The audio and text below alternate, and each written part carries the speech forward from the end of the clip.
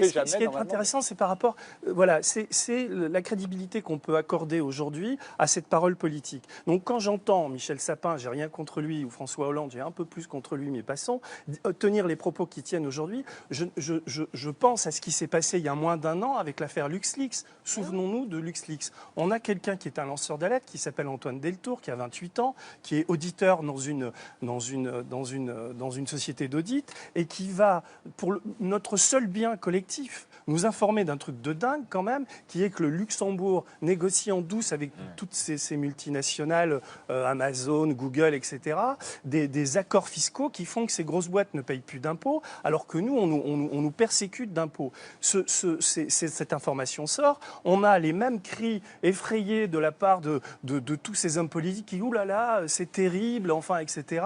On va tout changer, on va tout changer. Qu'est-ce qui s'est passé avec LuxLeaks? Que dalle. C'est-à-dire que la tentative de commission d'enquête qui devait être lancée à Bruxelles, grâce au lobby bancaire, mais droite comme gauche, c'est-à-dire PS comme Parti populaire à Bruxelles, a complètement étouffé tout ça. Est-ce qu'on a vu M. Sapin ou M. Hollande dire « bravo les lanceurs d'alerte, je vais défendre Antoine Deltour ». Non, ce pauvre Antoine Deltour va avoir un procès la semaine prochaine à Luxembourg puisqu'il est poursuivi.